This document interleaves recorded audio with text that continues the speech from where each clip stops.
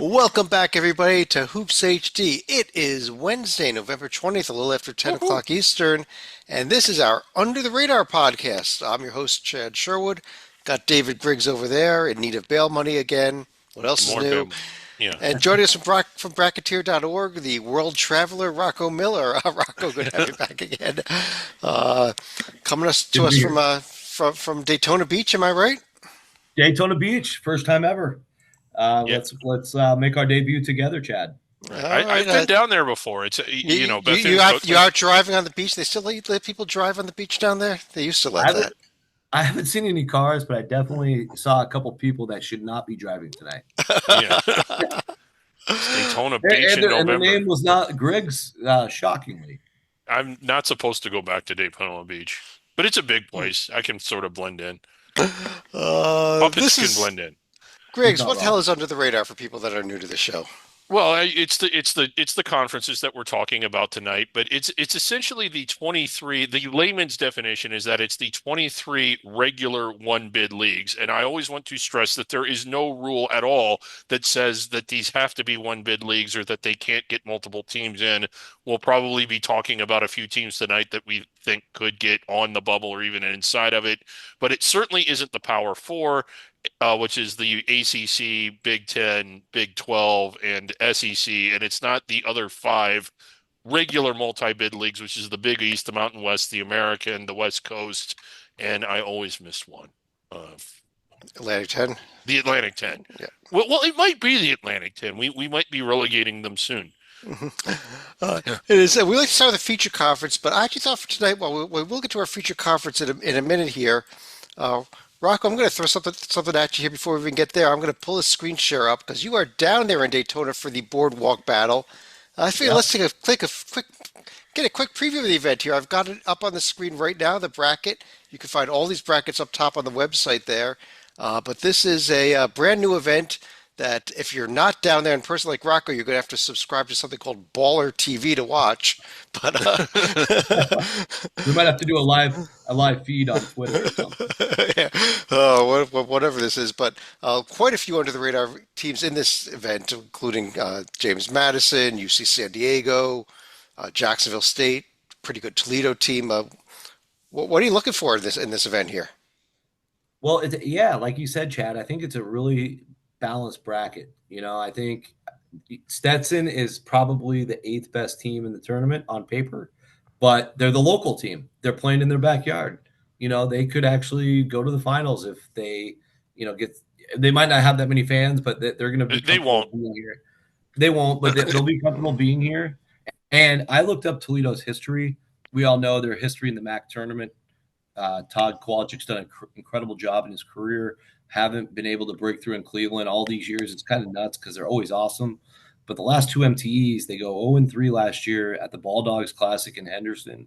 The year before that, they go to Hertz Arena for the Gulf Coast Showcase. They get stunned by UMKC, now known as Kansas City. And they also lost their losers bracket game to East Carolina. So even though Toledo, I think, is the team to beat in the bottom half of the bracket, there it's a wide open tournament down there. In the upper half, I think we have two great games to start the whole thing. UIC and James Madison playing very similar ball in terms of not figuring out their defense yet, but really effective offensively. Looking forward to that matchup. And then, I know LaSalle's not part of the under the radar formula, but they're under the radar for A10 standards, and they're playing extremely well. They come here undefeated. However, UC San Diego, look for them, Chad, to be very hungry. They just got upended by Seattle, a pissed off Seattle team that lost to Cal Poly. Now it's UC San Diego's turn to be pissed off tomorrow. So I'm really that's to me the game of the day tomorrow. I'll tell you when I I looked actually at this like event. LaSalle this year. But I'll tell you, Rocco, when I looked at this event, the only hesitation I had of just picking UC San Diego outright to win this thing was they got to fly cross country to be at this event. But if I don't know how long they've been there. If they've been there for a few days and they're rested and ready to go, uh, I like this UC San Diego team in this event this year. Which Yeah, means I mean it they'll should be. go in three, right? Well, that's the thing. We've been talking about it throughout the night. I saw Todd Kowalczyk earlier Mhm. from Toledo. I saw a lot of the LaSalle staff we talked about earlier. I ran into Rob Eson, the new coach at Illinois Chicago. So it's really cool. Everybody's staying here at the same hotel. We're basically attached to the arena. So this is going to be awesome because as wins and losses occur, the back and forth from the hotel, you just hang out in the lobby. You're gonna have a lot of good conversations. So I'll do my best to keep everybody on top of the scene here at Boardwalk Battle. I heard I'm the only national media member here, and we're on whatever it's called, Boiler TV. So Baller TV, yeah. Baller Yeah. TV. Sorry about that. Baller TV. So this will be a lot of fun, and I truly think you could go scour every MTE. This is as balanced of a bracket you can find. East Carolina, I know not under the radar, but undefeated as well. Yeah. That's at Rocco Miller 8 on Twitter. That's what everyone Yeah. should be following for your boardwalk battles, especially if you're like me and you're not going to shell out $18 or $25 to ballertv.com. Yeah. Well, and now that you said that, I feel extra pressure to provide extra content. So There we go. All right, let's jump right into the standings here at our feature conference today. I thought it'd be a good day to start things out in the Ivy League because of what we've seen, especially out of this Columbia team that had a heck of a battle tonight, even Griggs against LIU, but did find a way to pull out the game late there and is now 6-0 on the season, all with all D1 wins as well. Yeah, Columbia. If you pull them up here, Chad, it's not an overly impressive 6-0. They did beat Villanova, who is he's probably a better brand than they actually are a team. But the fact that Columbia is 6-0 against anyone, given their history, is pretty remarkable. And you look at this stretch of games that they have ahead of them, they might not. They might be 13-0 going into Rutgers, and I think this is one of the more intriguing stories in D1, just because if you look at their history, it's not really rich. They're typically in the bottom half of the Ivy League standings. And here they are just having an incredible start, an incredible turnaround. And it's just kind of fun. And I hope they do keep winning and keep going until that Rutgers game. I mean, one of the stories in the Ivy League, you got Princeton up there as well, who has also won all but one of their games, and they were really competitive against this Loyola Chicago team that I think is really good and that's going to make a little bit of noise. But I know Rocco's going to want to get in on this. Wasn't it a little bit of a red flag to see them sweat as much as they have against teams that you thought that they would bury? Maybe I overvalued Princeton. I really thought that they would be a top 40-ish caliber team that would make a run at the bubble. And while they did get those wins, they didn't look top 40 to me. Yeah, I think they're struggling with some of the recent personnel updates. I believe we touched on that last week's episode. Down a starter for the year, and Xavier Lee and Caden Pierce are tremendous. They're both first team under the radar All American level players. As we had on the Bracketeer site, but I think the problem is you lose some leadership from last year's seniors, even though a little bit unheralded, if you will. They're still trying to figure out how to plug those holes. You got Dalen Davis, who's a sophomore. You got a handful of freshmen that have tons of talent. I voted, and kudos to the Ivy League. Thank you for allowing me to be a voter. But I did vote for Malik Abdullahi to win the Freshman of the Week last year. I thought he deserved it. He's doing great things off the bench for this team. So I definitely trust Coach Henderson Griggs to get this right. And Princeton is an attitude that reminds me of 15 years ago, Pat Hill, Fresno State football. Anywhere, anytime, any place. And you look at their schedule, that's how they schedule. So they're going to have a tough game almost every week. They're going into the Myrtle Beach tournament where, again, they're going to have tough tests. But if they play well, they can win that. And, I think at the end, by the time we get to January, they're going to fine-tune this thing like a nice guitar, and it's going to sound good. Okay. And I also say, I pulled up Yale over here on the left. I think this Yale team will be there at the end of the day. Yeah. They were respectable against Purdue. They were right there with Minnesota this year. The UIC loss, I haven't quite figured that one out, but maybe you could tell us a little more about UIC after you see them this week. Yeah. Looking forward to that. UIC can play some offense, though. We'll talk about them in the Valley, I guess. But yeah. Yeah, but so I think this is going to be another fascinating Ivy League season. Oh, it always is. Yeah. And of course, you're battling for only 4 spots. The tournament in Providence this year, I think Brown might be in the battle there for one of those spots as well, which could give them that home court advantage should they make it. So, lots to look forward to here. Let's take a look at just this week ahead here in the Ivy League real quick. We mentioned some of these games already. Princeton starts out with Wright State and could get like an Ohio U and a Bradley here in this event that they're in here in Myrtle Beach. And Columbia will be hosting Stony Brook and New Hampshire. Yeah. I think the one thing, most of the teams I've talked to throughout the summer going into this event, we're really hoping for that Princeton Bradley semifinal. Uh, Unfortunately, they can't play for the final, but I think that'd be really good for both teams' resumes and to just make each team better down the road.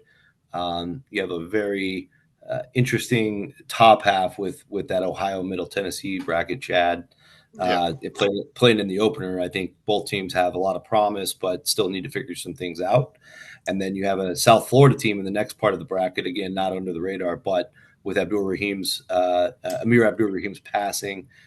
This is really their first chance to get away from school for real for like a week and come together. So, I wasn't on the show Monday, but I just wanted to say like that will be a big part of this tournament as well.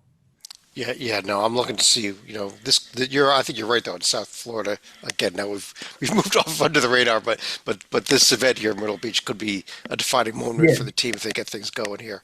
Um, Our under the radar family will have to deal with them. That's why we're talking about. uh, let's run through the rest of the conferences here. We're going to start things off in the America East, where uh, Griggs. I mean, I don't know that we saw too much to stand out other than maybe the fact that Vermont actually did not have much trouble at all with Buffalo. Although I don't think we're expecting much from Buffalo this year either. Yeah, So I was expecting a lot out of Vermont, and sometimes I think, at least I find myself running into the habit. I wasn't too surprised that Auburn blew them off the floor, maybe by as badly as they did, but maybe that was just an aberration, kind of a bad week, and they while Buffalo isn't that good, Vermont finally looked right in that game. Maine's been kind of fun to watch, although they still just have the 1D1 win. I think the other story though was UMass Lowell went on that trip to the state of Washington. Uh, Yeah, got destroyed by the Zags. But Rocco, they were in there with your Washington Huskies. Only a Yeah. 5 point loss, so very respectable. Yeah, I mean they have a nice team, and I was a little concerned that maybe they would be able to beat the Huskies. Just knowing Pat Duquette and Chip Cunningham, some of the guys on that staff, they approached that trip, I thought, the right way. Basically like at first sign of trouble in Gonzaga, let's balance out the minutes and really focus on beating Washington, and that would they lose by 59 to Gonzaga? So Yeah, it was bad. so but that was actually a luxury in some ways, right? Because early on in that game, they were able to, dilute the minutes across the roster and really zero in on Washington to try to split the trip. And if not for a Herculean effort by Great Osobor, who had 18 rebounds and 23 points, basically put the whole team on his back, I think the Riverhawks get that done. And yeah, they're a quality team, and this league, we're at a point in the season where Vermont looks vulnerable, but we've been here before, so I'm yeah, yeah. cautious. I'm cautious to overlook Vermont. I don't care what their record is right now. That's my attitude, because once this league starts, they're the team to beat. They've earned that. They've proven it. We've seen this before. But with all that said, Bryant does deserve kind of the all the love at this point in the season. 2 straight D1 road games. Again, at this level of D1, any road win in D1 is awesome. And really cool event Bryant was a part of against Delaware on Monday, called Unlock the Light. It's for suicide awareness, really important to both programs, because Sean Locke was a victim of suicide a few years back, a former Delaware star. And of course, Phil Martelli Jr., the coach at Bryant, was a Delaware assistant when Locke was a player. So, just talking to both the Blue Hens and the Bulldogs throughout the summer, this event meant a great deal, and it ended up being a great game. Bryant got the win by 1 point, and And not only that, but like more about the Bulldogs' future. I think this team is supremely talented with Earl Timberlake and Rafael Pinzon, of course. St. John's fans know him, and a lot of good players. Barry Evans is playing very well right now. So again, it's going to look like Bryant's the best team in the league right now, but Vermont deserves it still. Yeah, I got the upcoming schedules for this week. You see the Vermont's games. They got Delaware and Fairfield, and then a non-D1 game. Lowell, an interesting week. They got a trip to they got Merrimack at home and then a trip to St. Louis on Wednesday. That's a game that might be worth circling. And Bryant is going to be very busy this week. I think they have what 4 games here the next 7 days, all away from home. So at Stonehill, at the Bonnies, playing Tennessee State, and then at Chattanooga. So Yeah, I don't know where Brian, if they can go 2-2 this week, I think would be a success with that slate of games. right. They got to get that Stonehill and Tennessee State combo, and Yeah. then if they can do that, the Bonnies and Chattanooga games are upside games. Over in the A-Sun Conference, Rocco, this has been a conference. I mean, it's been pretty wild so far. We've seen North Florida, who started out really good. We saw Austin P had one really good win to start the year at Butler. They lost tonight, though, at Morehead State.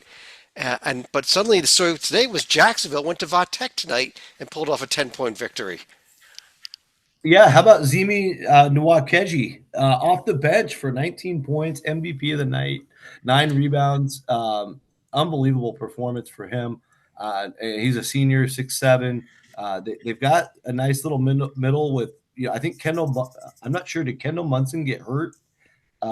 Anyway, he only played 8 minutes, but I think that was a big opportunity for Zimi to get 27 minutes tonight. Of course, Robert McRae V is a bona fide under the radar All-American guy with 8 assists tonight, 17 points, did more than just score the ball. I thought that was really important for the success of the Dolphins. And going into the last 10 minutes of the game tonight, Chad, it was tied. So Yep. Jacksonville was the better team down the stretch. That's a super good sign for their future. The Dolphins. Yes, I mean, this is while we see a lot of red on the screen here, it's also been pretty interesting because there have been some scalps in this Yeah. conference, and a lot of these teams you can see here are involved in these events over the next week. So it's tough to go through and handpick just a couple of great games. But Griggs, any comments on the league here? Um, Rocco made an observation, at least on Twitter or X or whatever it's called, about how there just haven't been that many under the radar schools winning road bye games. But in this conference, we've seen it. Yeah. Jacksonville getting the win tonight at Vatech, Austin P going to Butler and getting a nice win, and then North Florida with the 2 that they got. Lipscomb too. Yeah. Yeah, and then Lipscomb. Oh yeah, I forgot about that one. Yeah. So Yeah. yeah. But there's just in North Alabama, while they haven't gotten a win like that, has been playing really well. I think it's just going to be a fun league once they get in the conference play. And the other thing we love about this is that it's a campus site format tournament, so the league, the regular season has a lot of meaning. It's just going to be a fun league. It's one of our favorites. Top 10 teams in the conference tournament. Queens and West Georgia are eligible for the conference tournament, by the way. Yeah. But top 10 teams in on-campus sites starting the quarterfinal round. So Yeah. that's kind What of is And happening with Bellarmine's eligible for the NCAA tournament if they can somehow win some games. yes. They filed a waiver last year to be ever since filing that waiver. I don't think Bellarmine's won a single game. They applied for a waiver to be eligible should they win the ASUN tournament, then did not qualify for the ASUN tournament. So it was They kind should of have granted him the waiver. No, the jinx of the waiver. Yeah. Griggs, over in the Big Sky Conference, we're sitting here with Northern Arizona with a 2-0 week, having won at Pacific and followed that up with a win over Embry-Riddle, whatever that is. One of the My teams. cousin went there. Oh, well, there we go. Embry-Riddle. Aeronautical Palace of the West. Some of our best pilots in the United States go there. Okay. Not some of our best basketball players. Yeah. No. Prescott, Arizona, though. I can attest. Yeah. Sorry, go ahead, Drew. But anyway, no. One of the teams that jumps out, even though their record doesn't show it, is I kind of like this Northern Colorado team still. I know we kind of talked about them last week. You kind of have to sort of look at them below the surface. They did have the win against South Dakota State. I thought that that was a real quality win. And while they didn't beat Wazoo or Colorado, they were right in that game at Colorado. I actually was kind of expecting them to win that going in. I don't think much of Colorado, but I'm starting to come around on him more.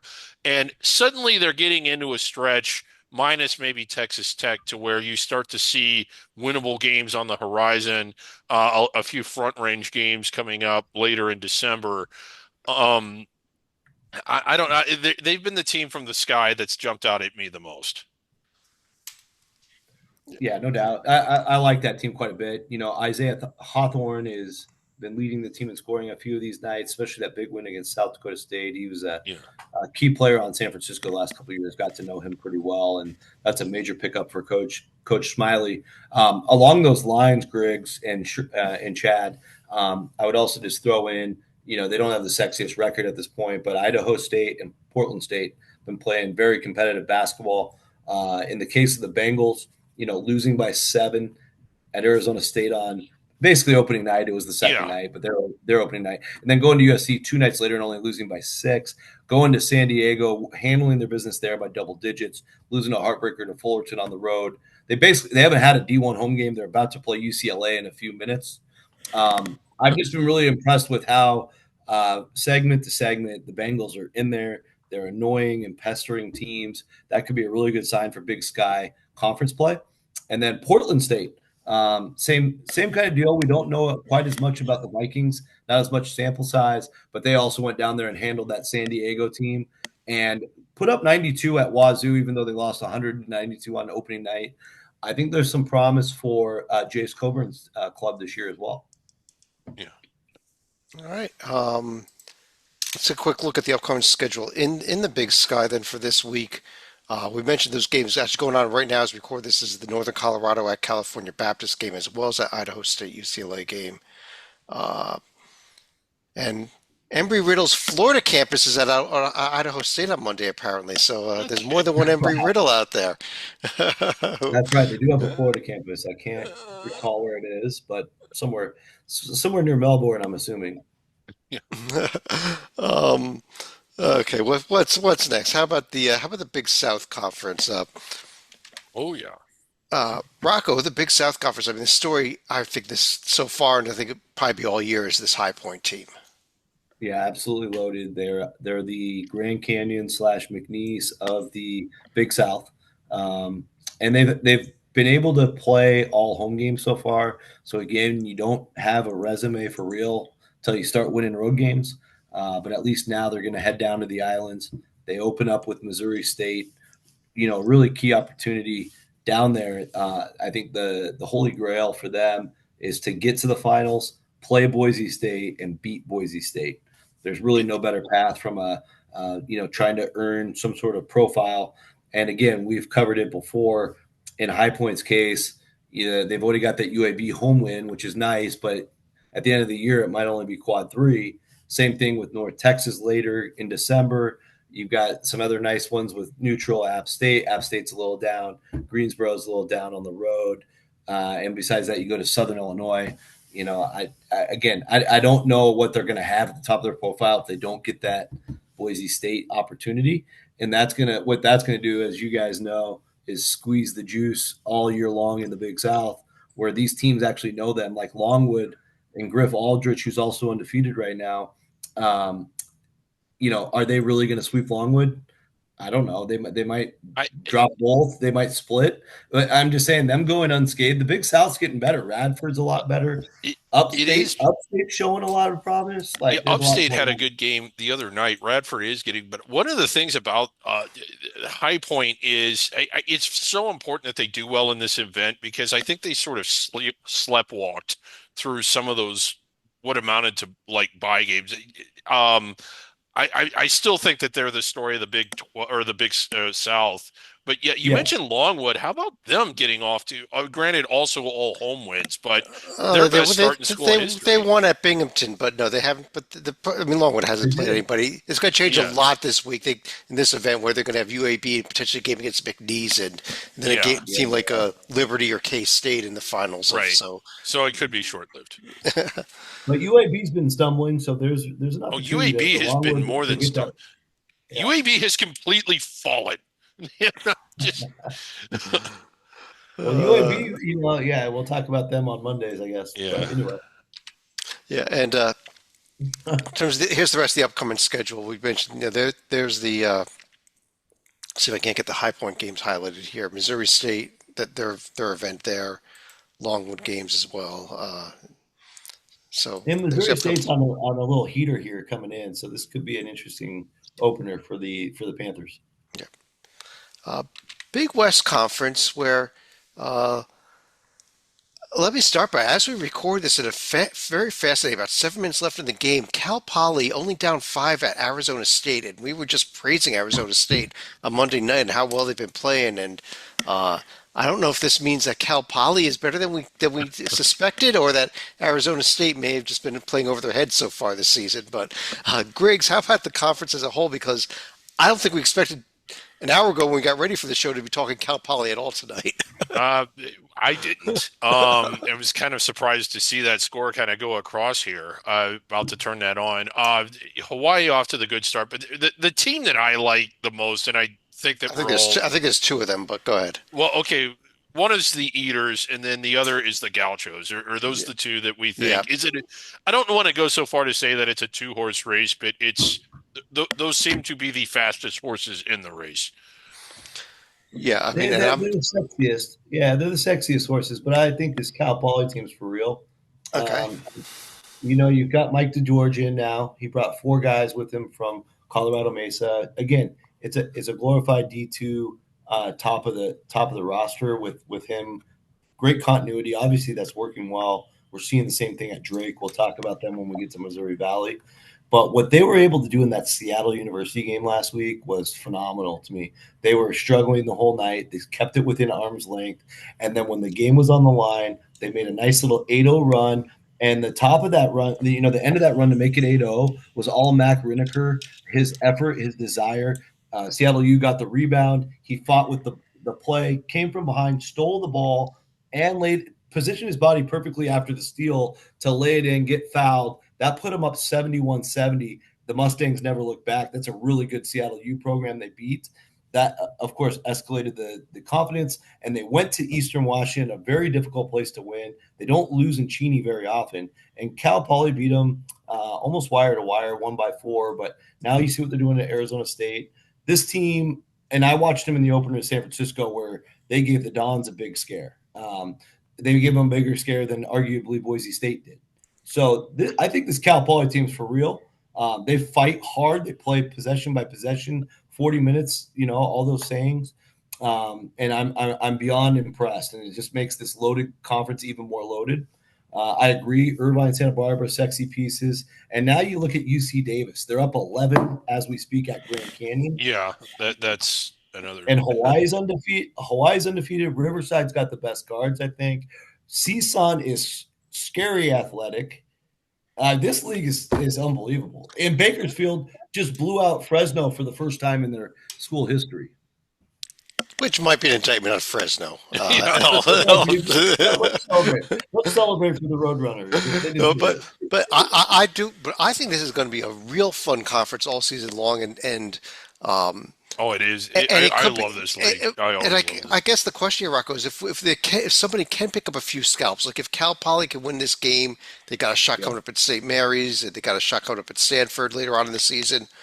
Crazy. Somebody could pick up a couple of big scalps.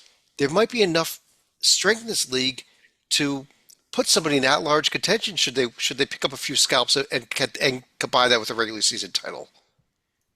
Do you think? I would love that, of course. But and I think Irvine would have to be the team. Okay. But even there, like Irvine's route is really difficult. They go to Weber State on the road this week, which again they're much better than Weber on paper, but playing up there in the altitude, you guys know anything can happen. That could be a loss. Then they're going to go to this Canada event that I'll be part of, but all those teams are good with Kennesaw, Kent State, Towson.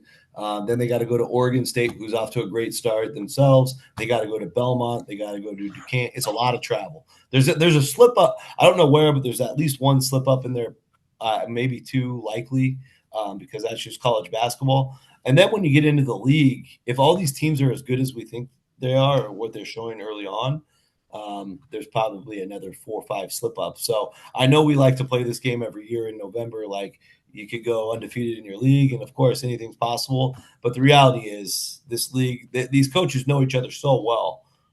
There's going to be some tough nights. I guess I was looking more at the idea there that one or two, maybe even 3 league losses will not be horrible losses because and I mean, it's not going to be like a McNeese who, if every time they lose a conference game, they lose into a sub 300 team, and it just kills you. When you got a team like this and you lose into a top 100 team, even though it's a league game, it may not sink your season, but I do think you need a scalp or two. And the problem I have, even though there's a lot of tough games here for Irvine, is I don't know that there's a scalp there that they can hang their hat on. Right. I think that's the problem, is like the floor is really high because all these games are tough games, and we know that. And the problem is there's not that shiny object at the top of the resume. Like, going to Northern Iowa and winning by 20 is not easy. But if Northern Iowa finishes the year at 120th, that's going to be very easy for the committee that pays attention at the end to overlook. And even if they do that at Belmont or if they do that at Oregon State, like, those are all going to be hard games, and they can win them all, and maybe lose somewhere else. And it's going to be really easy to dismiss them. And I really hate that part of the selection process, because they're taking on an endeavor that no high major would ever fathom taking on. Yeah, but aren't you almost better scheduling Cal Poly did? You get a couple of shots like Arizona State, St. Mary's, Cal. Well, and they're getting big paychecks too. Big paychecks, and then you pad it out with games against Grambling and Denver and the like. But man, Cal Poly is it's a great story though, and it's I think it's going to get better as we go on. All right, they are only down 2 as we record this. Well, if that game should go final before we're done, and we'll talk about it in a bit here. But Griggs, over in the Coastal Athletic Association, I know you're pretty high on this Charleston team after, I guess they had the big win over the Citadel tonight. Is that? Yeah, big win over the Citadel, a big road win, going all the way across town and getting that one over the Citadel. They've certainly been playing some of the more entertaining games that we've mentioned before. Just how great the Field of 68 event was in Charleston. Yeah. There isn't the one thing is, while they did win at the Citadel, that hardly qualifies as a notable road win. I mean, I always say the Florida Atlantic win was really the big win this week. That double, it really was, and they got that at home. I wanted to kind of talk about this other team that you pulled up there, Hofstra. I don't know how special that win at Seton Hall was going to be. It was certainly, like, if you like offense, the kind of game that would make you want to go outside and headbutt the sidewalk. There just wasn't much there. But they also went on the road to UMass and won. I know UMass isn't that strong, but that's still a really quality win away from home. And Florida State, I was kind of expecting them to do a little better. I didn't know if they would win it or not, but I was kind of expecting a big effort. I will say this for Hofstra: if they win their next one, we're going to have to pay attention. If they win their next game, yes, Hofstra's going to be my number 1 under the radar team next week. Obviously, at Houston tomorrow, 2 nights from now. But I do agree with you. I have liked what I've seen from this Hofstra team so far, and from this Charleston team. But what about Wilmington? Any opinions on them, or are they just sort of fool's gold? I think it's wait and see. Their offense is absolutely electric. Yeah, and they got Kansas to the half of down 3 at half, and then Kansas extended that in the second half. But I was pretty impressed with their win over Georgia Southern. That was a game where I thought could go either way. Wilmington handled that, so we'll see. Not a big enough win to really say they're great or anything, but Siddle's got a good reputation. They've been good every year with him. The other team I wanted to really just recognize is, like, Elon put up a fight against North Carolina opening night. Then they Yeah, lose a they did. heartbreaker by 1 at Gardner Webb. But tonight they went to the great state of Illinois and beat Northern Illinois by 27 in a road win. You just don't see that very often, where two kind of very balanced, like opponents, if you will, play each other, and the road team wins by that much. I'm really impressed by what Elon's done with their roster. Some real potential here. I really don't know what they'll do in their bigger games, but they seem like they're going to add some meat and depth to the league. William and Mary went 1-2 in the Rock Hill Classic last weekend, but in their last game they blew out Georgia Southern. That was a really good sign for Coach Earl and what he's trying to build. And Drexel's solid. Northeastern looks amazing as well, blowing out Central Connecticut up in New Brunswick. So I really think the league's getting deeper. I think my biggest complaint about this league the last few years, guys, since it got this big, was we had like 5 or 6 really quality teams and then a huge drop off. Yeah. Now I'm seeing like 10, 11 really solid. Like even North Carolina A&T looks solid to me. Another win tonight for them. And Hampton got their first win yesterday. So anyway, I'm excited just because this bottom part of the league that really we've dismissed for a couple of years is really starting to show up finally. Yeah, and there's some interesting games ahead this week. Obviously, Hofstra Houston tomorrow night. Not expecting that. I'm liking this Drexel Fort Wayne game on Monday night too. I think that's one to Yeah, that's a good circle one. as the first round of that event. Fort Wayne's very good. You got Radford and Chicago State on the other side there. It really should be the championship game, but it's not. It's, Yeah. it's the first round game. That's a one way to assure that they at least they play. So Yeah, I guess so. But let's jump over to Conference USA now, and Rocco, talking about teams that I'm really liking what I'm seeing out here. Louisiana Tech, I'm kind of on their bandwagon. I thought it was going to be all about Liberty this year, but I think I like both these teams so far. Yeah, and I mean, a lot to like about both. Louisiana Tech, last week got that neutral court win up in Long Island, Nassau Coliseum over UMass pretty handily. They had a huge lead early, held on, won by 10. I think they played Mississippi College for women on Monday. Anyway, the Texas Arlington on a true road game by 15 points earlier this season also was very Yeah. nice. yeah, and I think the key to this team, mentioned him earlier, is Sean Newman Jr. just really embracing the assist and floor general role as the point guard.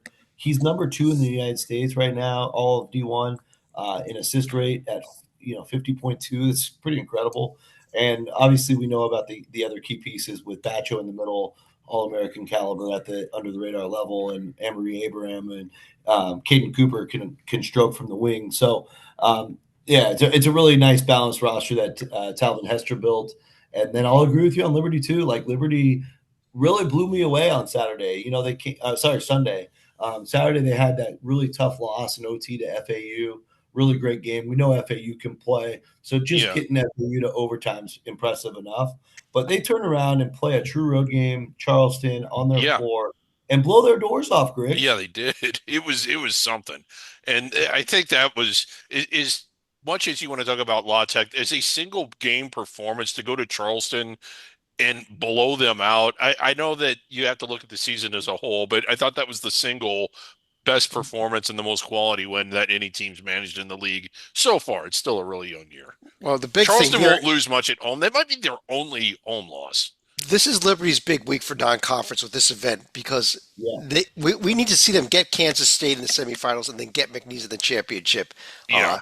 Especially because when you look at the rest of that non-conference schedule with A&T, Mississippi Valley, Texas Arlington, St. Andrews, and Central Pennsylvania, there's nothing left to make anybody look at this team. If there is, a chance that the committee could be discussing them seriously at the end of the year, unless they do something this week. There's a real angle there, though. I mean, Louisiana with Bob Marlin, he coaches his ass off. I respect the heck out of him. But without their big man, they have not been able to figure anything out. They just got blown out at home by Rice. So great draw for Liberty. And like you said, Kansas State in the next round. Kansas State's got all sorts of issues. And if it's GW, if I tell a Liberty fan right now you're playing GW in the semis, they're gonna be tickled pink for that. So like in general, Liberty's got a great shot to get to the finals. We already talked about a little bit of McNeese's angle earlier. So yeah, I mean this is realistic that the Flames can make some serious noise.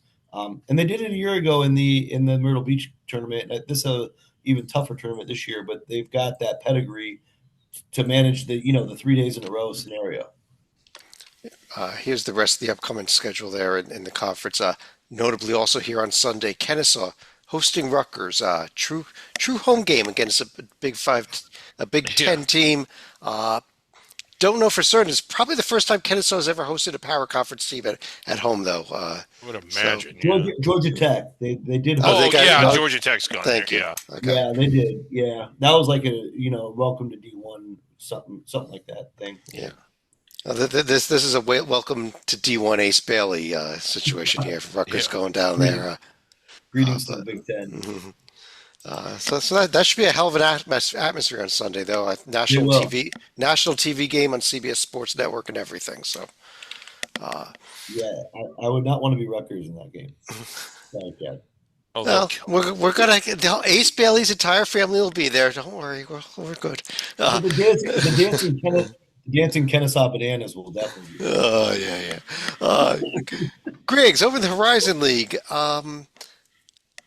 I, I mean, I think we talked a little bit earlier about this Fort Wayne team, and I think they're the ones that have turned my eye the most this year. Yeah. But I think right behind them is a team that's actually number two on that list there. Picked up a true road win tonight. Detroit Mercy all of a sudden, yeah. This A team little can suddenly bit. win now that they've got a change in coaches. I don't know. Yeah, a little bit better than they were the year before, although that would have been impossible to not accomplish. But I still think Purdue Fort Wayne, I think is sort of the sexiest horse in the race to quote Rocco. Bobby Moe, not off to a bad start at all. You're certainly going to keep an eye on them, but I'm still a believer in this Purdue Fort Wayne team. Yeah, Rocco, any other thoughts on the conference here? Here's the upcoming schedule, by the way. And Fort Wayne's games this week are that event with Drexel that we mentioned earlier. Yeah, that'll be a good one. Shout out to Anthony Roy and Doug Gottlieb over at Green Bay. Anthony Okay. Roy, way too talented to be playing in this league. Nothing against the Horizon. I love the league, but this guy is clearly a high major player. Drops, SIU Edwardsville was one of the great stories of last week, I thought, with their two big blowout wins in the Western Michigan's tournament. But Green Bay took the SIUE Cougar greatness and squeezed the juice out of it in a blowout win themselves. And so they look like a dangerous team with potentially, Fort Wayne's got great players too with Rasheed Bello and Jackson, but Roy's probably the favorite to win player of the year already right out of the gates. And then I also think, Youngstown State's been interesting, trying to figure out where they're at. Detroit Mercy and IU Indy are really dedicating themselves to finally being competitive, which is super great for guys like us to see. And IU Indy, how about Paul Corsero, the head coach, today rolled out the IU Indy Jaguar NIL fund. Here come the Jags. All right. They're still looking for a first D1 win, but just what is really impressed about Detroit Mercy, a true road win against Ball State today. I mean, that was By double digits. a double digits. It wasn't a nail biter. In fact, the rest of they got a trip to Wake on Saturday. Who knows? Yeah, Uh, Wake can get weird in those situations. uh, okay, we actually did the Ivy League already. So Griggs, how about we skip right ahead to the Metro Atlantic, where it's early in the season. And Yeah. but although Marist, a win over Army and a win over Dartmouth this week, a 2-0 week, so not Yeah, bad. Marist, Siena showing, their rival Siena is showing some signs of life too. Quinnipiac is who we liked coming into the year the most. I'm still on board with Quinnipiac, but I've kind of been impressed with Siena too. And Canisius has not impressed me. Yeah, okay. I don't know what we should do here, Rocco. 108 to 37, and you are a Division One team, not named Mississippi Valley State. Yeah, I'm not like That was. the Mr. I'm not like the Mr. Hot Takes guy or anything, and nor do I want to be. But if like Fox Sports or ESPN hired me, I would probably be required to say not a good hiring Jim. Yeah. But I'll leave it at that. I always hope for the best, and Jim's a super nice guy. I met him, but this is rough. And I think the league as a whole really shaky. Like Quinnipiac was, they got back on track a little bit yesterday with that nice win at Navy, but Navy's not very good early on either. This league looks tremendously wide open, and I would not sleep on Joe Gallo's Merrimack. I was about to mention them. That's exactly the team I've been looking at. I mean, even though they're 1-3, they've played some tough competition, but they've been in these games. They were in the game with Princeton. They were in. They hung within striking distance of Rutgers tonight. Not Yep. never made the run, but they were only down 9-10 points most of that game tonight. Even And they got to go to Butler. They got to go to Butler on Friday, but like Butler, they might mess with Butler a little bit. yeah. There's their game at Butler. If you want to take a look at this Marist team we just mentioned, they're hosting New Hampshire. That's their only game, of course, over this course this next week. That should be a win. Not Uh, impressive. and Griggs, you could turn into Brown at Canisius and Canisius at Robert Morris. I know those are your. Oh, yeah. I don't think I'm going to be impressed with Canisius in those games. Rocco, over in the Mid American Conference, you know, I we've got actually we've We got a got couple of Toledo. Michigan We got teams. Toledo Yeah. staff downstairs. Should we bring them in? Yeah, bring them in there. Toledo. Yeah. You're going to be seeing Toledo. We mentioned them at the top of the show, and they won at Detroit Mercy, and we know that Detroit Mercy is a sudden force of the Horizon League. So, They had to sweat. Chad. That's why I think Detroit's good. I mean, good's a strong word, but you know what I mean. Like I think Detroit's a lot improved, to say the least. But yeah, I think this league has been interesting because Toledo is talented. They have a great chance here to win this weekend. Really good draw. Stetson, the weakest team on paper, but as we said earlier, they're in their backyard, so they get by that. They might get a pesky undefeated ECU semifinal. Could be really good. Jacksonville State's also very feisty, so either way, they're going to get a different type of team in that Friday matchup. So we'll see how Toledo does this weekend. Outside of them, Kent State is probably still my highest ranked team in my own rankings, but it's close.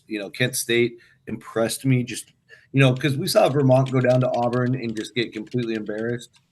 Kent State did not get embarrassed in their game with No, Auburn. they didn't. They were actually really competitive for a fair amount of that game. Right. And because they're coming up to Canada for 3 games, they haven't had a lot of games quite yet, but we'll learn a lot about them up in Alberta. But I think the way they fought Auburn, the way they won at Louisiana early, really good signs early for the Golden Flashes. And then we got to mention Central Michigan, Chad, with that crazy win at George Mason they had. Holy cow. That was probably the wildest game of the whole week. So that was last Wednesday. We were probably recording during it. Yeah. But Central Michigan, even though they are 3-2, 2-2 against D1, only lost by 8 at Marquette. So they went to Marquette and played them closer than Purdue did. So think about it that way. well, but are we not missing the biggest, and I mean literally the biggest story in the conference? And I'm talking about Bowling Green and Marcus Johnson. Yes. There we go, Chad. I mean, yeah, what a performance against Niagara. He was 10 for 11, made both of his threes. The highlight, it's something you can't. If you haven't seen him, 265-pound Marcus Johnson is what we're talking about here, by the way. Yeah, and he's hitting like fadeaways from like 21 feet away. He should probably just take another step back and make them 3-pointers. But when they go in, they're just swishing. It's like he's worked on it his whole life. It's pretty. He's got a sweet outside jump shot, and he's a monster out there. Yeah. It's amazing. Yeah, worth the price of admission by far. So you asked me what games I'm highlighting for this week. There he is at Bellarmine on Saturday. That's the game I'm watching. Yeah. Rocco will be there. He's got his jet. He'll be in Daytona. and in Yeah, Louisville at the same time. Yeah. right. Well, he's got more than one jet, so he can do that. Actually, a lot of interesting games here on the schedule with these events here, but Griggs, let's just jump right over to the MEAC. And I know you've been dying to talk about this conference all night, so go ahead. Well, Norfolk is the team that's looked the best. They had the win over James Madison, albeit at home, but it was still a really nice win. There's I haven't really seen much of Howard yet, but I don't know. I think we said in the preseason that we thought Norfolk was the team to beat, and I have seen nothing that has changed my mind on that. Norfolk with a true road win at Hampton. Howard, though, with a true road win down in the Ocean Court there in Florida International. Yeah, Which is it's extra hard to win down there. But just because of that court design. it's an ugly, ugly court. Well, what about Cam Shockley Okeke hitting all of his 3-pointers from the Ocean? Yeah. Did he go perfect for the game? I only I turned away from the stats towards the end, but he ended up 5 for 6 from 3 5 in the 6. last Okay, made both his twos. 20 game MVP per Ken Palm, so well deserved. absolutely. So if you want to look ahead for something this week, Norfolk State out on the West Coast tonight as we record this. I guess they're only down 6 at Stanford early in the second half. Competitive game there.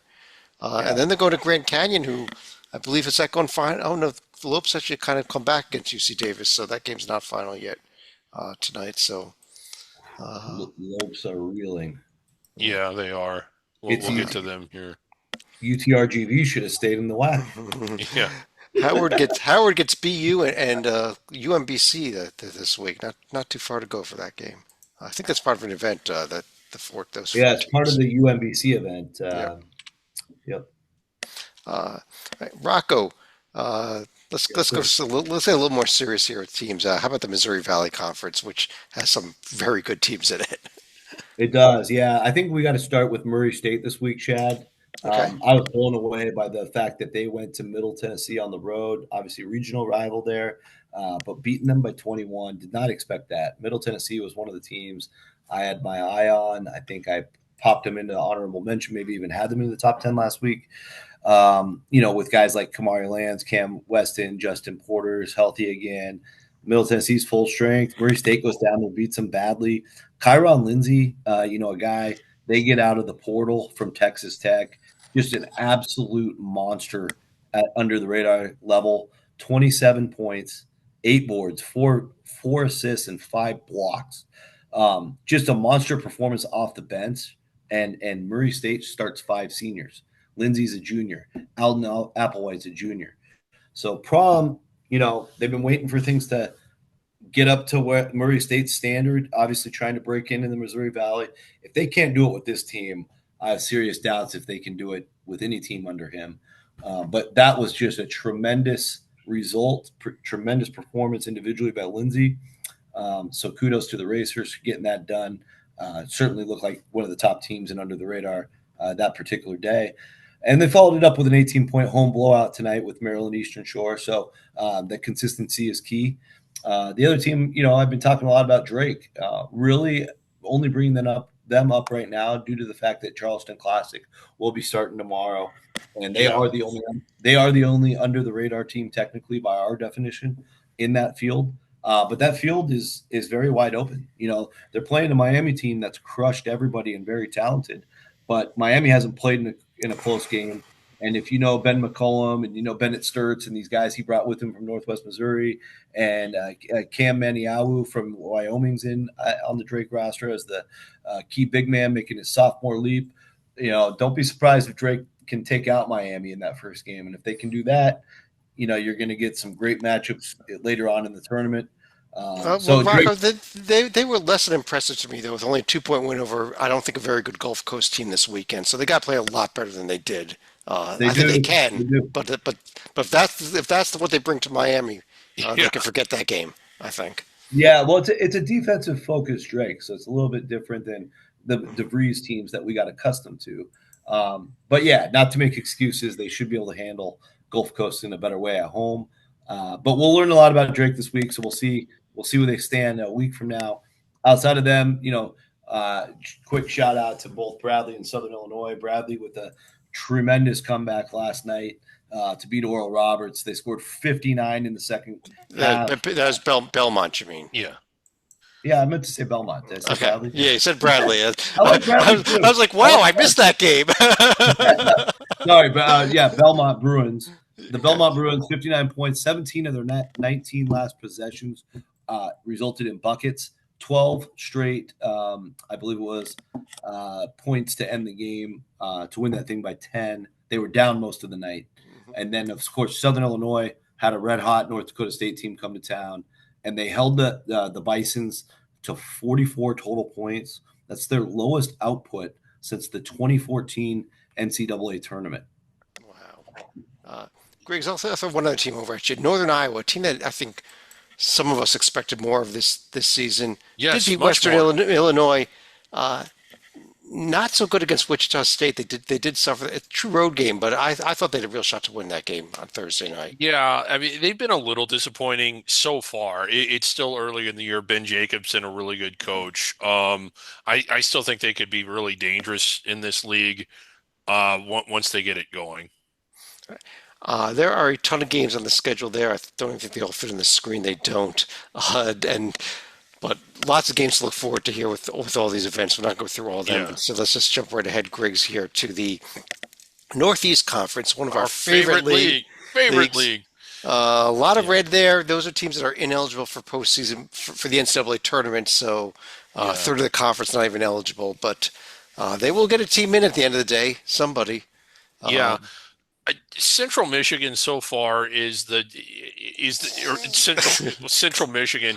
Central Michigan is if they were in this league, we would be talking about how they're probably one of the better teams. But really, it's just Central Connecticut. I think that they've the team that's proven themselves the most. I liked what Wagner did going to BU last night and finding a way to win that game, actually. So that was that was a little something nice there. win for them. Normally at this point, this conference is actually winning at a higher clip than what it normally is. I mean, it lives in the world of a lot of road bye games. Central Connecticut actually won one of those and put up a really good effort against Providence. I just think that they're the team. Yeah, St. Joe's, thank you. And then they beat St. Joe's. But I mean, they're the team that sort of jumped out at me the most, and I still like them. Yeah, as far as this week's Central Connecticut's game, they're at Sacred Heart tomorrow night, and then they're hosting Binghamton. So, Must win. yeah, they can win. I don't know if they're must win because I don't think anything matters till conference play. Honestly, in this Yeah. Well, Chad, I'm still over here scratching my head about your Stoners from Stonehill. They go to the Robert Morris tournament, and they lose by 12 at Robert Morris on the first game, which is like, okay, cool, that makes sense. Then out of nowhere, they blow out New Orleans by 26. No idea where that came from. They're pretty much even on paper. And then they turn around and lose to Lindenwood. Yeah, the Lindenwood game was only 1 point there. They were stoned the whole weekend, I'm pretty sure. Yeah, well, I think a lot of that is an indictment of New Orleans also, but but New Orleans themselves, they in that same tournament beat Lindenwood by 8, and played Robert Morris a little closer. Well, it was weird. Stonehill's weird. Stonehill's weird. I'm not expecting much from them this year, though. But Rocco, how about the Ohio Valley Conference, where we mentioned earlier that Morehead State picked up a win over Austin Peay tonight already, and Little Rock went to Tulsa and picked up a 14-point win tonight. Really impressive. After they beat UTSA earlier this week, too. Yeah, 2 straight big road wins for Little Rock. That's not normal for the OVC in recent times. And on Morehead's end, they really needed that first D1 win. Them and Austin Peay, as you guys know, old school OVC rivals. So bringing them back in, that was a great opportunity for them to really get up for a big home opponent, like for OVC standards. And so they got that done. Great job by the Eagles. I would say also, like I was talking about Edwardsville earlier, but I was really impressed by them. And then they kind of blew that love at Green Bay, just getting killed by Gottlieb's bunch. But otherwise, they won the Western Michigan tournament easily, beating Western Michigan on their home floor by 19, and then embarrassing that same Canisius team we've talked about. But they've Yeah. also won. Do they even get credit for that win on Saturday over Canisius? I don't know. But Yeah, but they've also won at Indiana State, yeah, which is very nice. definitely a tier above the OVC, the MVC. Doing that on the road, so they have some talent. I've talked to coaches around the league, and everybody has some high praise for the Cougars of SIUE, and now Little Rock, like certainly the team that's putting everybody on notice. I also think UTM is continuing to be a mystery. They went to that Longwood team, only lost by 2 on Saturday. Blown out by North Alabama, a little shaky on that one, but I think UTM is going to continue to evolve with Jeremy Schulman at the helm. Little Rock this week at Arkansas, at Illinois, before they host East Maryland Eastern Shore. So It's the MTE. Yeah, yeah, it's that's a little bit rough. UT Martin, if we're going to see something from them this week, if you want to find out about them, Corpus Christi, Lemoyne, and then trip to Tennessee yeah. Wednesday. Good luck there. Lemoyne game will be in Corpus Christi. That's the MTE there as well. Yes. All right.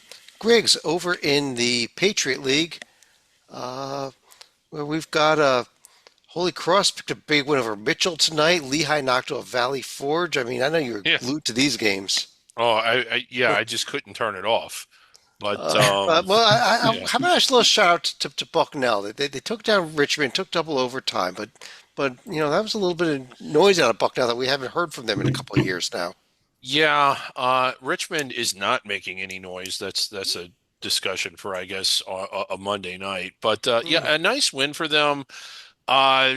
You see far more red here than you do blue, and then the blue you do see is typically non D1. But how about Army getting a win at Fairleigh Dickinson? Good for them.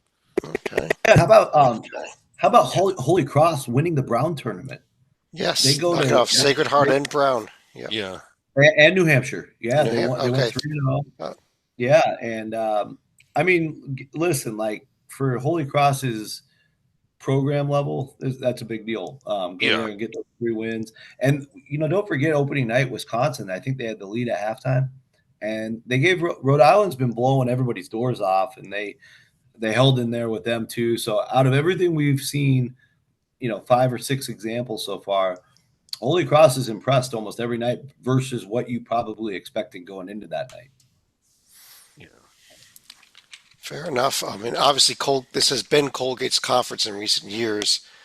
I think it will probably be their conference again at the end of the day. But preseason, we discussed the fact that everybody might be starting to catch up to them a little bit this year. So we'll see. Yeah, I think they got a little bit of a project this year, rebuilding wise.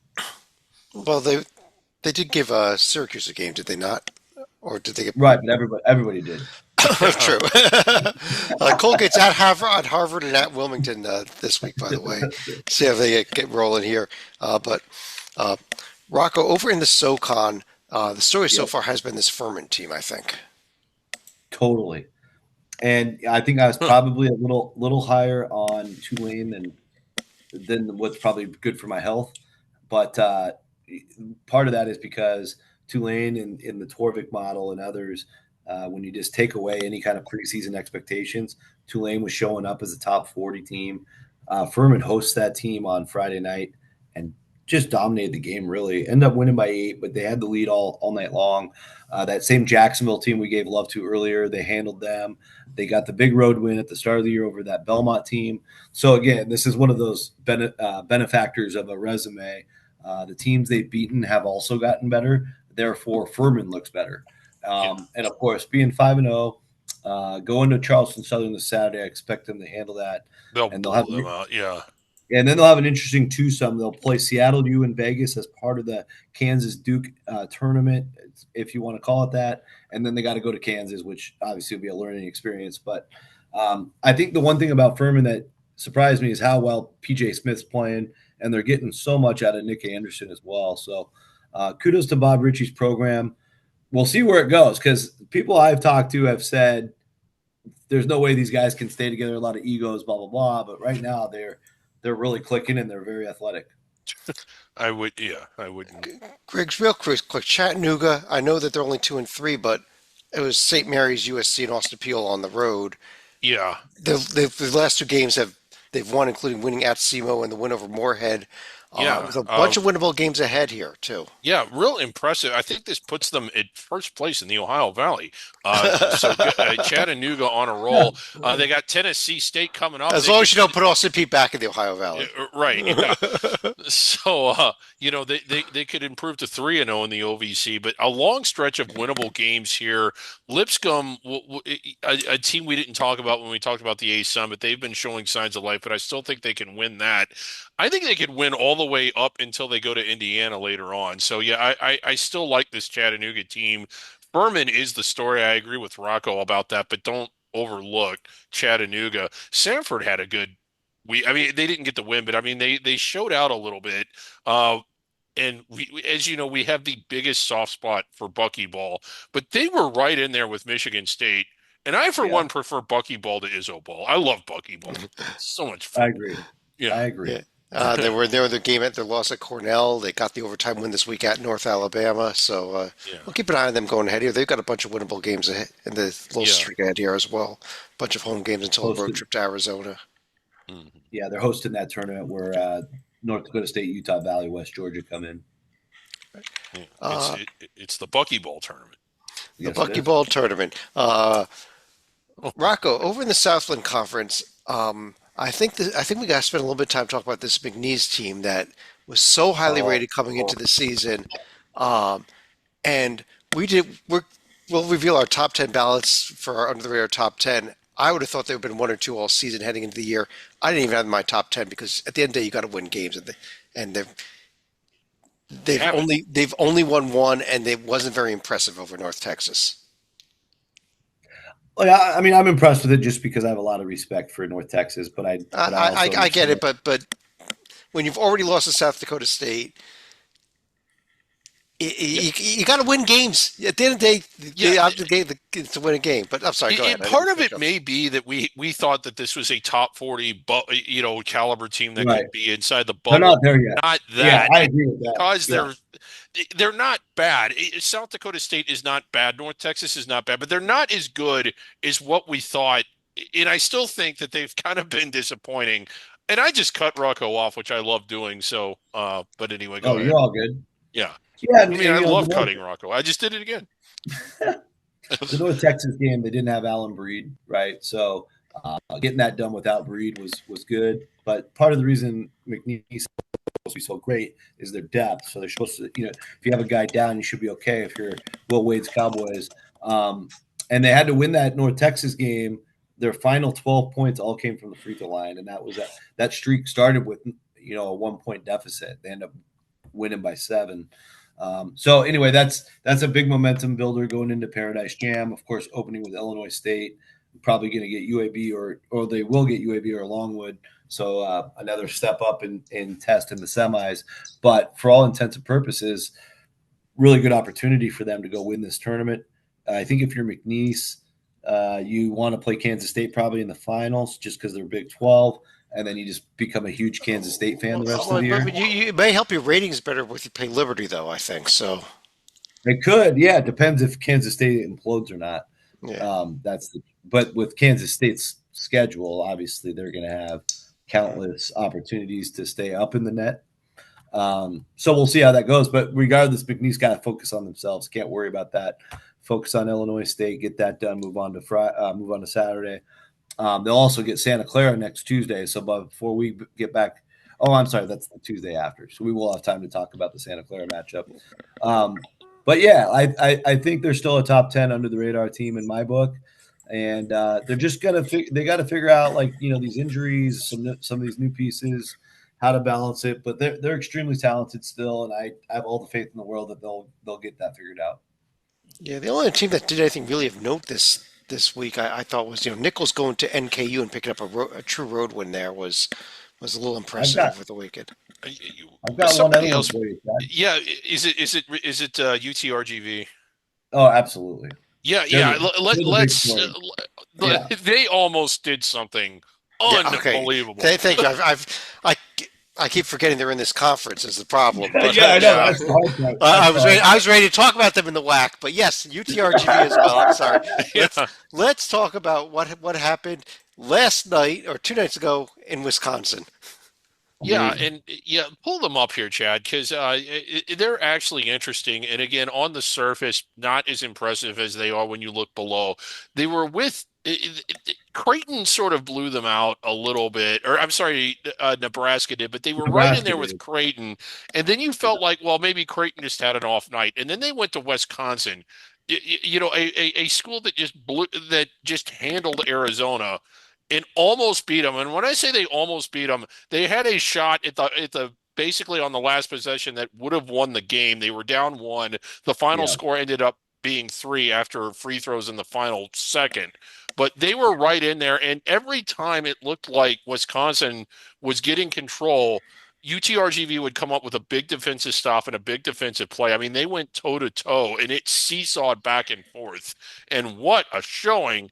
And looking ahead, I kind of like this team more than McNeese right now.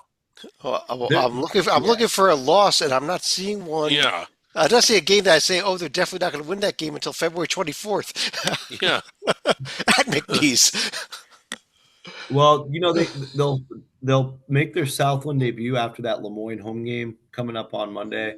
So they definitely want to make sure they handle Yeah. their business there with Lemoyne. But with Stephen F. Austin and Lemoyne, and sorry, and Well, Lamar, it's a Southland debut, but against a team that came over with them yeah. recently. So, well, and Lamar was in the WAC for a year too. yeah. But but I think those two teams are competitive enough to where this is where UTRGV is going to have to show, they can beat the teams that now we know they have the capability to beat. They've got some really nice pieces that they brought in with new head coach Fennel and Cahill Fennel, excuse me. Cahill. And I think, I think, right now, if you look at Torvik and take away any preseason, they're the best team in the league. Yeah. So, I mean, obviously it's performance based. They had 3 superpower road opportunities, played all of them fairly tough, to all the way tough in Wisconsin's case. And don't forget, they just went to the Greenbrier tip-off River Division, And won. and they won both games by double figures. The Tennessee Tech game was 25 points. So when they got to Madison, they were supremely confident. They had played so well out in Sulphur Springs, West Virginia, and so. That's the difference a great tournament showing can make for a team's confidence, and that really showed in that Wisconsin game. Yeah. Upcoming games, we already kind of looked at some of those RGV games. Just that Lemoyne game and McNeese this week is going to have the tournament that we discussed. But Stephen F. Austin's hosting a tournament with Presby, Monmouth, and Youngstown. If you're curious, yeah, there they are. They'll home games Thursday, Friday, Saturday against those 3 teams. But let's where are we at, Griggs? How about over in the Southwestern Athletic Conference, where congratulations again to Bethune-Cookman, their win over South Carolina State, the only D1 win of the entire conference so far this Yeah. season. Oh, oof. Grambling's had some good efforts. I kind of like them more. If we want to talk about efforts, Mississippi Valley State was in it with K-State most of that game yesterday. Yeah. And this is a Mississippi Valley State team that was woefully bad last year. I mean, Yeah. woefully bad. Bottom of D1. Centenary Award. Yes. Bad, I think. So, the SWAC, it's one of those leagues, the MEAC, very similar to where it's a lot of road bye games. A lot of these schools rely not just on their men's basketball budget, but a big part of their overall athletic budget from these games. It in one sense, yeah, you get to play in these arenas and hopefully travel around some, but it can't be fun getting your head kicked in 8-10 times a year before conference play. Yeah. On the upcoming schedule here, actually, Alabama State with a shot maybe to get some wins here. They've had some good. They've really they're in Akron's. LSU. Yeah, they're in Akron's event Yeah. where they're going to get some competition in Omaha and Lamar that they may have shots against. Yeah. I'll throw that out there for them. I agree. But other than that, TJ Madlock, best point guard in the SWAC. TJ Madlock, coach's son. Actually, Bethune-Cookman already a D1 win. They get North Dakota, maybe a win there on next week as well in that event, either Southeast Louisiana or Gardner-Webb on Wednesday. But And Bethune-Cookman, by the way, down the street from my hotel. yeah, so I'm surprised you're not there. I was there earlier. Okay. I cruised by. Yeah, I've been there several times. Rocco, over in the Summit League, I mean, the big story in this league right from the start of the season was the South Dakota State team, especially with the win over McNeese to begin the year. Yeah, that, of course, that setback in Rapid City last week with Northern Colorado, the team we like a lot out of the Big Sky. They bounced back big in a big way today. Like I'll ignore the non-Division One game, but beating Southern Miss by 25. So Southern Miss, of course, a Dr. Jekyll, Mr. Hyde type of team with Andre Curbelo and all that talent, but that's a big response by Eric Henderson's team, which they've actually made that a staple of the program. Once things start to look a little bleak for the Jackrabbits, they always respond, and Yeah, they did that today in a big way. yeah. I like them more. I mean, I was sort of big on who was I big on in this conference? Kansas City. Well, Yeah. Kansas City's going to be an event with Um, Kansas City's going to be down in Puerto Rico with this event with American and Albany and It's uh, a wild one. Puerto Rico Mayaguez and as of right now, they still haven't confirmed if there's even going to be any okay. streaming for this event, so you may not be able to see any of these Chad, games can we even. pull up Kansas City real quick? I want to Wow, Mike when West we got go down and 20. look at some of these wins, they beat Kansas Christian 124 to 36, and Calvary, also a small Christian college, 119 to 19. And I just got to ask, what did Christ do to them that made them want to kick the crap out of all of these Christian schools? My God. Okay, I was trying to find the buzzer there. A little slow on the. God, we gotta move on though. South Dakota State this week, real quick. They got Duquesne Duquesne. to start their event. The potential game against Boise on Monday could be a real good one. Could And be. High Point potentially in the championship if they can make it there. If they can get past Yeah, Boise. Uh, that'd be a Mount Rushmore dream right there. Yeah. uh, Griggs, I was going to go to you for the next conference, but after what you did last conference, Rocco, the Sun over in the Sun Belt, we've got this Arkansas State team still, who I think is going to be the best team in the conference. Just the one game this week over Stephen F. Austin.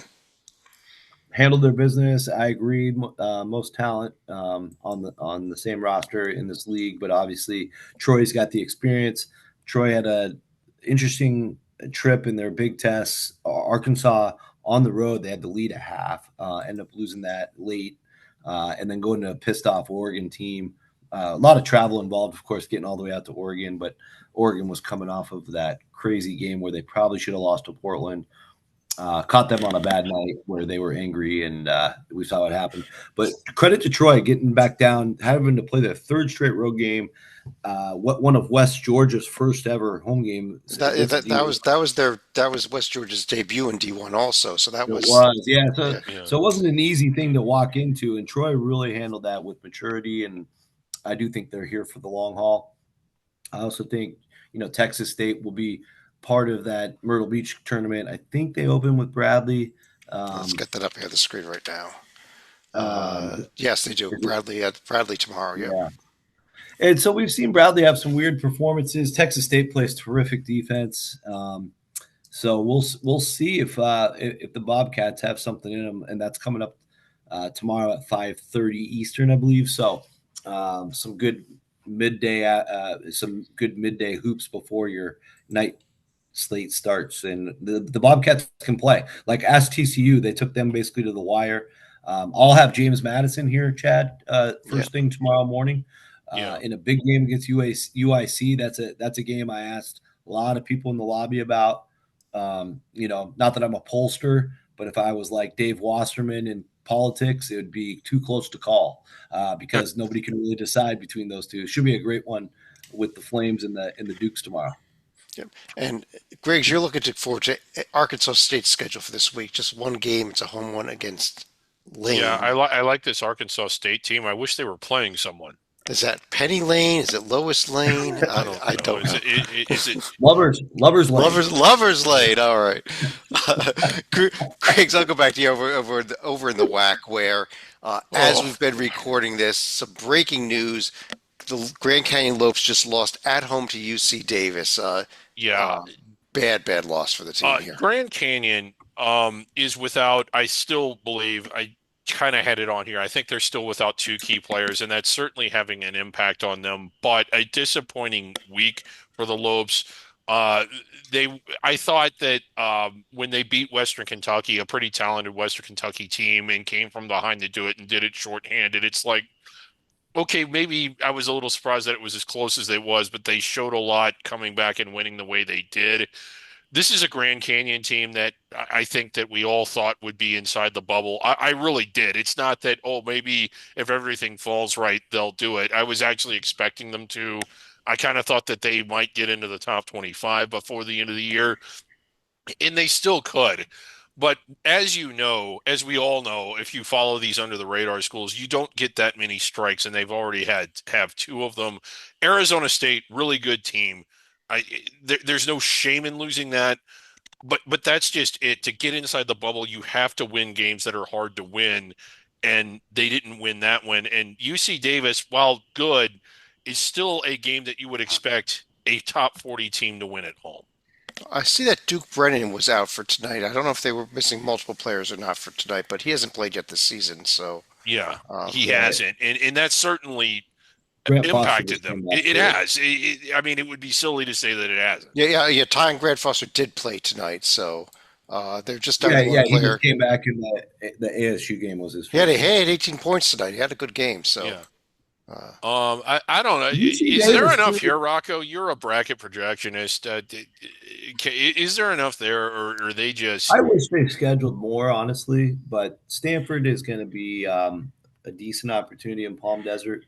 They get the Georgia game out in Atlanta, basically a road game, but it's going to be looked at as neutral. And then, really outside of that, they the road La Tech. Thank God for the CUSA Challenge. That road La Tech would be like a top 5 under the radar game right now. Um, but for them, it's just they're so talented that once they Yeah. put it all together, if they put it all together, they're going to start pounding teams by Oh, they 20, 30. will. Yeah. Yeah, so that by itself, without the strength of schedule, without the resume, will get them back into the net mix. But then from there, I think they might have to win 25 games. I think they might need to win more than that. I mean, They Indiana only have State 2 won that losses. many last year and didn't get selected. And you got to keep in mind, not all of those are D1 opponents. And the WAC Now is they're fun. good enough to Like win the all those. WAC They're is good fun. enough to win all of those, but They are, but yeah, the WAC travel is not easy. Those Utah yeah. trips, those like middle of nowhere Texas trips, like this is not that. It's a top Seattle, 5. yeah. Yeah, it's a top 5 league in like really difficult travel. Like good luck getting at Tarleton and Abilene Christian in less than 48 hours and playing both, and playing well in both. That's the real key. there's the upcoming schedule here. By the way, as we record this, California Baptist is down big at home to Northern Colorado late in that game. So, So the Bears are good. The Bears are good. Northern Colorado, a win there. And also very interesting as we record this, we didn't discuss this team earlier. UTEP with a 12-point lead late at UC Santa Barbara as we Right. record. Going back into a few conferences we discussed earlier. Yeah, CUSA and the about Big West. 3-4 hours ago when we talked about the Big West, a good UC Santa Barbara team, and if you've watched this, a rabid crowd tonight. Really impressive showing by non under the radar UTEP. UTEP is under UTEP the is radar. under the Yeah, radar. UTEP is under the radar. Okay, I keep Not in the thinking. future though. They will Yeah. join the Mountain West soon. Right, yeah. What do we want to do? Want to check in on some mythical conferences real quick here? Let's do this real quick. Real quick, the Our Front Range myth- Conference, there weren't any games, so Colorado and Colorado State, Colorado and Colorado State still tied for the lead, and no games coming up this week either in the conference. Yeah, it's just a quiet week in the conference. quiet week in the Front Range. But how about over in the Beehive, where Yeah. Did we have lose yet to see a Rocco? conference game? We'll get back here in a second. Yeah. But Friday night, the first Beehive game of the season. Utah Tech is at Utah. Circle this game, folks. That one's tough. The Wow. back range games. uh, Arizona State, that win over Grand Canyon, is in the lead in the back range, but no more games coming up. Yeah. And finally, our top range, which we brought in last year, up there in Eastern Washington and Montana and Idaho. See, we have Rocco's gonna miss our newest mythical conference. Why isn't he here? Washington State and Eastern Washington tomorrow night. Big game in the top range. Game of the day. I don't know if his phone died or what, but maybe he went downstairs to hang out with LaSalle. Maybe he's cringing from our newest mythical conference. The conference of all teams that have never been in a conference together. Yeah. Look at these 12 teams. Yeah. I'm back. The Conference of Rocco, Champions. have you seen the newest mythical conference? Look at the screen. I have, and it sadly doesn't look mythical enough to me. But Cal, how about Cal in first place in the conference with that win over USC? That is impressive. Earned it. They Mark definitely earned Madsen, it. don't mess with him. Circle on your calendar for tomorrow night. Oregon State. Yeah. Undefeated Beavers. Undefeated Beavers. Ducks. Yeah. Actually, both are undefeated. Both Yeah, they undefeated. Wow, battle of undefeated teams to see who ties Cal for first place early on in the Conference of Champions. We need the Beavers at the top. They've got to get that done. Yeah. Under the radar top 10 list, and we had like 10 billion honorable mentions this week. This team's receiving votes. I had to cut them off even though we had 3 or 4 more I couldn't even get on the screen. But the 3 of us and John Sleeka, who couldn't join us tonight, but teams that did not quite make the top 10 included Austin P, Princeton, College of Charleston, Hofstra, Santa Barbara, RGV. Bradley, South Dakota State, Troy, North Florida, RGV, and Northern Colorado not quite making the top 10. Quick note: Austin P shouldn't be in. I voted for them prior to the game tonight. Yeah. So some of these votes were before the games tonight. Obviously before the Grand Canyon game went final tonight. I think we may see them up here though. 10th place, McNeese just barely making the top 10 after their performances. I think they're going to move back up pretty quickly though. Yeah. Drake coming in at 9. Columbia at 8. All right. Furman at 7. That's a Furman record. moving up the Columbia at list. 8's got to be a record. Yeah. Oh, it is. They've never been in it before. I don't think they have. And Liberty coming in at number Yeah. 6. 2-way tie for 4th between Arkansas State and La Tech. There we go. Yeah. At number 3, High Point. Only number 3. I thought they'd be We higher have than to that. vote again because if number 2 is the Eaters. No, number 2 is the Lopes. Oh, okay, yeah. And so number 1, although Griggs may have already given it away, we'll do the drum roll anyhow. UC Irvine. Yeah. Thought it was going to be UC Davis. Yeah. UC Davis just missing due to a lack of any votes. Otherwise, it would have been in first place. Let's pull this down. Any other beat number 2 on the road. Yeah. Let's go to final thoughts. Rocco, let me start with you. Any other final thoughts on the night? Yeah, I mean, just in general, it's an exciting time. We only get this time 2 weeks out of 52 per year, the start of 2 weeks of peak week. It really feels like tomorrow's the first day. I know I'm at this weird event in Daytona Beach, but everybody else will wake up and watch the Charleston Classic, the Myrtle Beach Tournament, and anything else you can get your hands on. And that's not going to stop until the following Sunday. So we've got about an 11-day period, I believe, of just nonstop hoops from the moment you wake up till the moment you go to bed, at least in the West Coast. In the East Coast, you get time for breakfast, so congrats. But otherwise, it's a But you're up till 1 in the morning. Yeah, you're up till 1 in the morning. For 2 straight weeks. Trust me, Rocco, if I'm watching till the end of the games, I'll be waking up when the games are starting. So, but anyway, just enjoy it. We're gonna have so many surprises. A bunch of teams are gonna emerge that we didn't even talk about tonight, and that's gonna make next week and the week after show even more exciting as this was. yeah, I agree with you completely. I think these next 10, 11 days are until we get to championship week, maybe the best time for basketball for the entire season. Not only in the bracket events, which again you find all those brackets up there on our in-season tournament tab, but there's a ton of really good events that are just round robin, and there are still regular on campus games going on too for teams that aren't any of the events. So there's a few Yeah, of those that are going to be worth watching. yeah, it's a Uh, lot of and, unique and matchups, teams that normally don't play, playing in very unique environments. So ballrooms and all kinds of stuff. Go ahead, Rocco. Yeah, just a quick shout out to Hoops HD real quick because earlier today in the lobby, I was with the Jacksonville State Gamecocks staff, and they were wondering where everybody was playing in their tournaments. So you guess what I did? I had them go to the Hoops HD in-season tournament tab, and everybody at Jacksonville State knows where everybody's playing now. So thanks to Hoops HD. Making life better for All right. for the Gamecocks. There we go. Welcome, Jacksonville That's State. welcome, Jacksonville State fans. Griggs, you want to finish the show off? Yes, getting back to what I was buzzed for earlier, the NCAA needs to make a rule that Go ahead. they need to cut the number of permissible non D1 opponents from 4 down to 2. I would actually wouldn't care if it went down to 0, but down to at least at most 2. And they also need to make it to where it needs to be an NCAA Division II or NAIA program. The NCCAA and the USCAA and all of these some of these schools that have been scheduled aren't affiliated with anyone. They're just sort of random independents that I think amount to like rec league teams. What was it? Who was it that Calvary, Calvary who lost by had an 100 ad points. on their? Do you have you? They had something to where you could sign up to try out for the team, and one of the questions on the online application was, "Have you ever played basketball before?"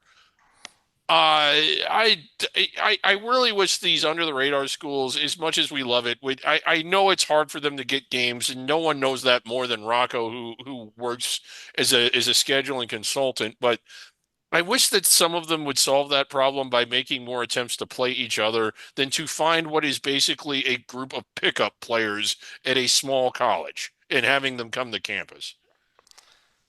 Yeah, it's tough. I mean, I honestly, Griggs, I do understand one argument being here that a lot of these schools want home games Yeah. non-conference, and it's tough to find a home non-conference game when you are a team out of the MEAC, when you're a team out of the Southland Conference. That's not named McNeese.